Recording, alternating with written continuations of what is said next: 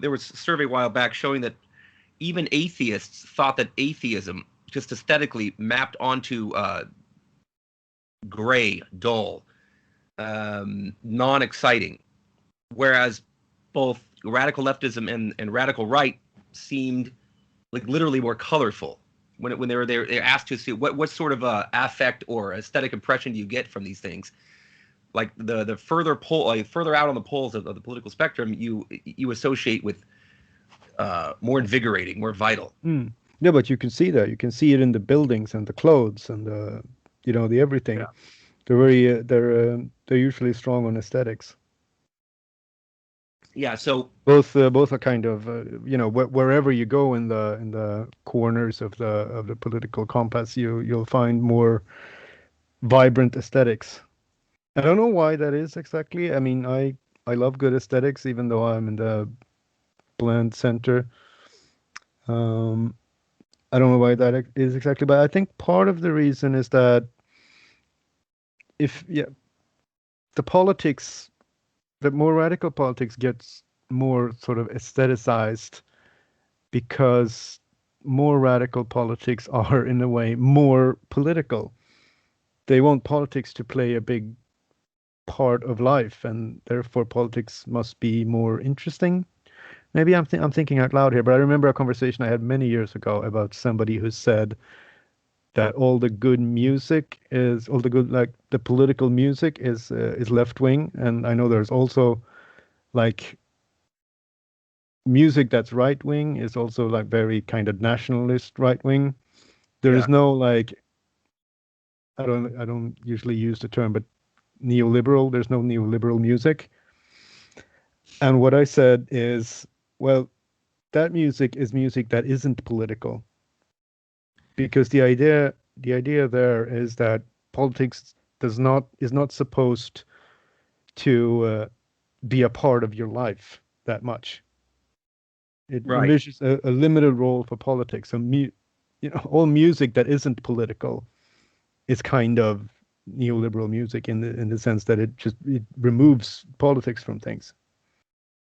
Yeah, far left and far right feeling aesthetically richer, I think probably does come from the fact that they want to bring everything under a political umbrella, including fashion, including movies, including all of that seems to make the worldview richer, not so anemic and dry, and so that's why it literally seems more fashionable to be far left, left especially, but far right. I'm beginning to see. I mean, they have pretty dedicated aesthetics, traditional. Yeah, there's definitely an aesthetic. I mean, but both of these endpoints, as we might call them, they're very romantic in their outlook on politics, and they're also kind of collectivist in different ways, but still collectivist in. I wonder if those two things go together, because romanticism, like seeing the whole group as a family and having this myth about where we come from and where we're going, and how everything is, and how truth and beauty supports our ideals and all that. I wonder if that kind of romanticism is a sort of device to sync groups into the same kind of beliefs. Yeah. So any ideology that is on some level collectivistic, it is also romantic in some ways, and then you use things like music and good aesthetics, cool designs and all that in order to reinforce that kind of collectivism, while a more minimalist politics that sort of puts politics in its place to make it kind of administrative and boring and fade away in the background of life. It is much more suitable for a more individualistic view of how to live your life. Yeah. Yeah, the right seems to have very strong views on proper architecture, which is, as an American, that's something that's pretty new to me. I mean, my answer to that is just, a kind of a bland different strokes for different folks. I mean, it's all subjective. I kind of like I actually kind of like modernist, blocky glass buildings, but they want cathedrals and things. And I think you're going to end this conversation right now. it's funny. No bland and blocky architecture. That's You're in that's Sweden funny. where that kind of thing is very very common. Yeah. I actually to keep riffing on aesthetics, a lot of the music that I grew up listening to, I used to promote electronic music shows and things in the 2000s. I liked a lot of the Scandinavian ambient and minimal house music and things like that. And they would always have on their album cover just a snowy street in Sweden or just the airport or something. So I actually kind of like that. I like just sort of like a Have you listened to music for airports? I think that's a famous work by somebody, Brian Eno, maybe. Yeah. Yeah, I never got that into. He was a little before my time, and I guess I'm a little bit Philistine there. I didn't. I listened to things that were sort of contemporary for me. Yeah. No, but that's funny about aesthetics, because while I would want to keep like romanticism of all kinds out of politics, probably because I'm mostly I'm a very individualist person, and all kind of like mass psychology really gives me the heebie-jeebies. Yeah, that's how you know you're a liberal, I think. If that kind of gives you the heebie-jeebies, right? Like liberals say things like, "Don't turn politics into a story. Be wary of stories," right? That I never heard that, but yeah, that's. Oh, there's a guy named Robin Hanson. He's kind of a arch rationalist type. He is affiliated with a university here called George Mason University, and he is he's the great deromanticizer of politics. I think that's great. That's a great name for him. Yeah. Anyway, yeah. So liberals are the ones who warn against stories, and the far right, probably even more than the far left, is very much into stories. Yeah. I mean, that might be unfair, but from my vantage point, they seem to be very gung ho about that. But I don't think that's a good or bad thing. So I think it's not necessarily unfair. But yeah, as you go into the political fringes, it gets story heavier, I think. Right, there's a continuity between your forebearers and the people who are yet to be born, and your role in history and all of that stuff. It's far from the sort of purely accidental, incidental individual making their way through a certain time and place they didn't choose, and just to the best of their ability. That it's kind of the liberal story is that you need to carve out your own life and make your own meaning and all of that. And yeah, intellectuals seem more prone to wanting meaning to be derived from politics, and maybe liberals in their own way are doing that, but in a purely like kind of negative sense, as in pushing back against everyone else who wants to. I mean, if your story is the valiant individual against the mob, that's kind of a story, I suppose. Yeah, that's the story. I mean, that's kind of the modernist story. Like it is a common story template, like the individual against the oppressive society, especially in throughout the 20th century. Yeah. So yeah, I wonder, now that religion is much less powerful than it used to be, a lot of people's like romantic tendencies tend to get shuffled into politics instead of religion, like something that's supposed to give meaning to your life. I suppose that's true, and I suppose that kind of freaks me out a little bit, because religion is basically a kind of device to ensure unity in a population. It's supposed to like sync everybody's worldview so we can coordinate a society. I think that's basically the function it fills, the role it plays in human societies. And we don't have that as much anymore, and there are certain problems with that. We fight a lot, and it's hard to coordinate and even understand each other. But it's also kind of, as I said before, it's kind of scary when people have these quasi-religious ideas that they want everybody that they want you feel at least that they want to do it, impose on society as a whole, and you feel it's not something that works well for you, and then you kind of get freaked out. Yeah. The classical liberals say that not only is that normatively bad, this idea of forcing politics on everyone, but they bring in the notion of the knowledge problem from Friedrich Hayek and people like that. Yeah. I've tried to wrestle with this. So the claim is that you don't actually know what the correct sort of politics should be for this person, so don't try to impose it.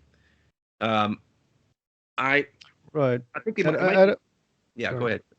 No, I was just saying I don't think that's necessarily the right idea. It's not necessarily the same idea exactly, because I think something like Christianity it imposed a set of values on society, on European society in the past that was kind of, totalizing.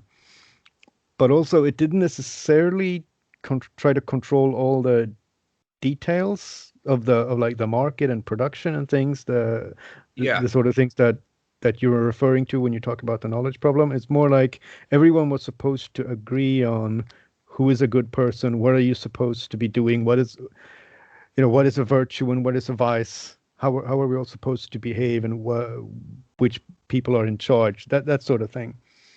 Yeah, I I think think not necessarily the same thing as a planned economy. right. I have in mind one guy specifically named Daniel Klein, and I think he's sort of um,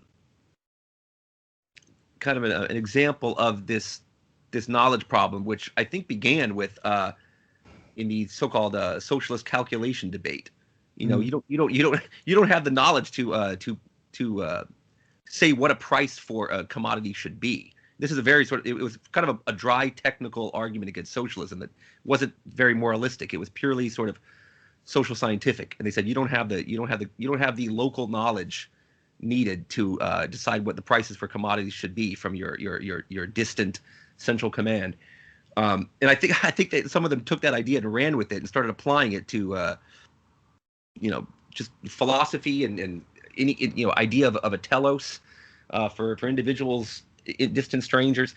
I think they took that idea too far with that. So yeah, it becomes a obscurantist perspective. Actually, I think this idea of knowledge problem, even as far as what people's politics should be, I think that's too high level for their what is really just an extension of a socialist calculation debate, an economic argument, not a political one. And I think that might be part of what bothers.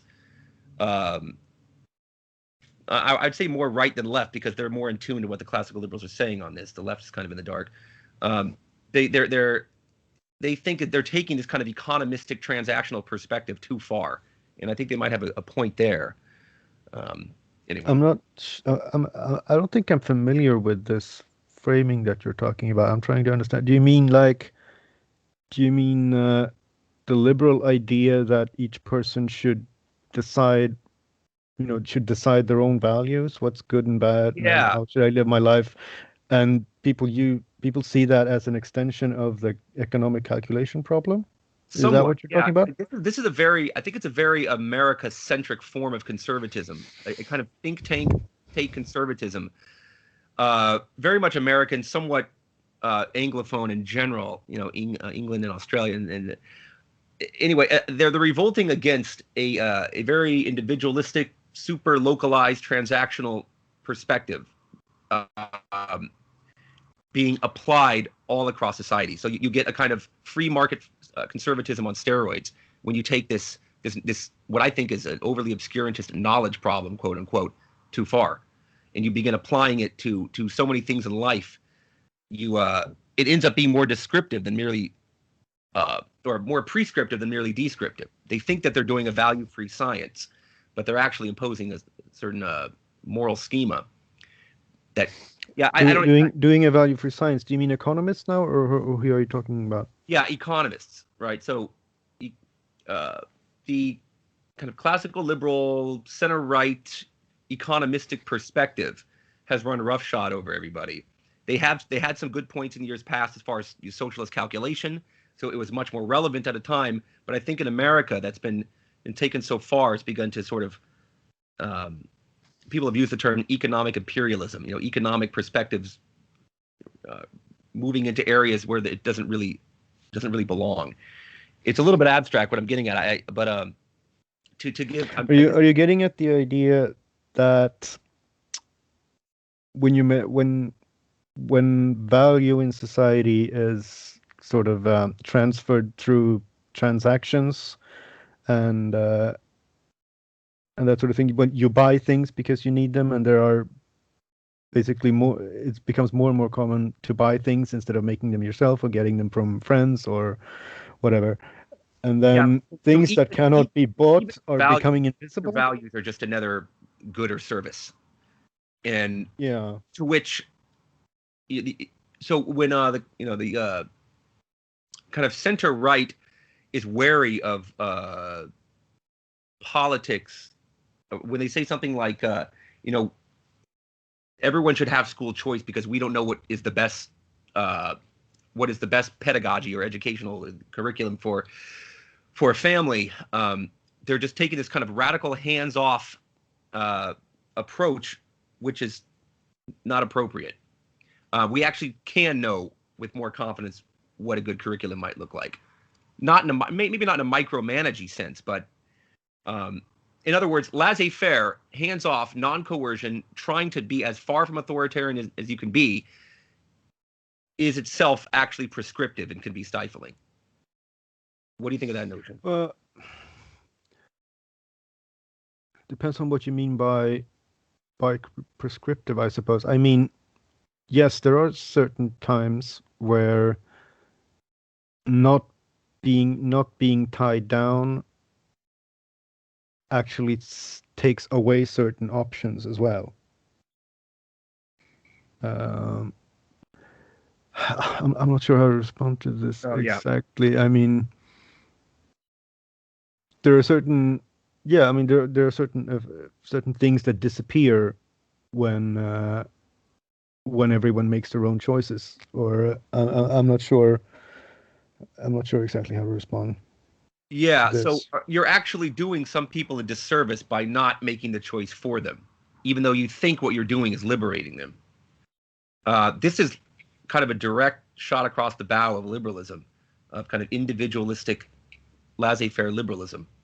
Well, I mean, there's been a long conversation between classical liberals and social liberals about whether freedom is the absence of coercion, or if it is a capacity that you have to be able to exercise meaningfully for it to be there. Yeah. And that's typically the dividing line between what's called classical liberalism and social liberalism. How you conceive of freedom that way. And it's not necessarily the case that the fewer rules you have, the more free each person will be, in their daily lives. It will necessarily make it easier for them to control their own lives, so to speak. And for the social liberal flank, it's typically more concerned about making people as free to do what they want in practice, rather than trying to control things as little as possible. But I'm not a political theorist. This is just my dilettante musings. That to me describes the sort of broadly communitarian rebuttal to liberal individualism, except that communitarians wouldn't have been described as illiberal. I don't remember that being the case. So I feel like in the last 10 years or so, liberalism, which used to be pretty broad, has so people pushing back on liberalism forget that there are sort of two wings. They're not all individualists, but liberal is just thought of as basically individualist now. It wasn't always until seemingly conversation. No. So someone like I think I don't know. This might be a transatlantic issue, but as for where I stand, it's pretty much always meant individualists in a way. That it's been against against people having duties towards society or towards other informal structures. So someone like That's been John Rawls. liberal. John Sorry? Rawls is a liberal. So John Rawls is Yeah. a liberal. Famous. Yeah, not necessarily a typical one, but yeah. So he had a debate with Robert Nozick, who was a right liberal. So we have John Rawls, left liberal, Robert Nozick, right liberal, and Yep. so that's news to me. If John Rawls is not considered liberal, he was sort of an arch liberal. Oh no, I'm not saying he's not, but he's the idea. I mean, I haven't read him. I only know about him secondhand. So as far as I understand, he thinks that society should basically society should make sure that the people who are at the very bottom of it has a as good a life as possible. Yeah, And that is pretty far lefty as far as liberals go. Wouldn't you agree?